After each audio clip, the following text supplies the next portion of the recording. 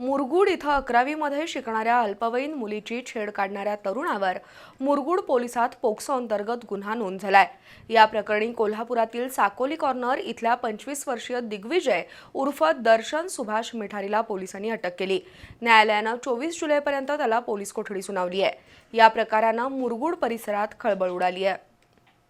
मुरगुडमध्ये 11वी मध्ये शिकणाऱ्या अल्पवयीन मुलीची छेड काढणाऱ्या तरुणावर मुरगुड पोलिसात पोक्सो अंतर्गत गुन्हा नोंद झालाय।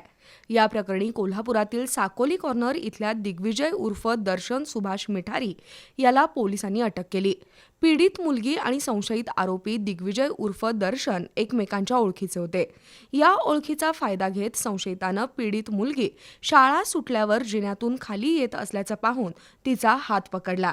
तिला जिन्यावरून खाली ओढत शाळेच्या गेटजवळ असलेल्या स्टोअर रूममध्ये नेलं आणि पीडितेला प्रेमाची गळ घातली। दरम्यान पीडितेनं मोठ्यानं ओरडल्यामुळे दिग्विजय तिथून पळाला।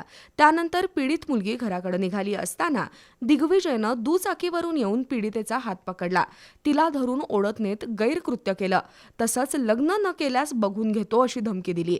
या प्रकारानं मुरगुडमध्ये एकच खळबळ उडाली आहे। या प्रकरणी पीडित मुलीनं मुरगुड पोलिसात फिर्याद दिल्यानंतर पोलिसांनी संशयित दिग्विजय मिठारी याच्यावर पोक्सो अंतर्गत गुन्हा नोंद करून त्याला अटक केली आहे। न्यायालयानं 24 जुलैपर्यंत त्याला पोलीस कोठडी सुनावली आहे।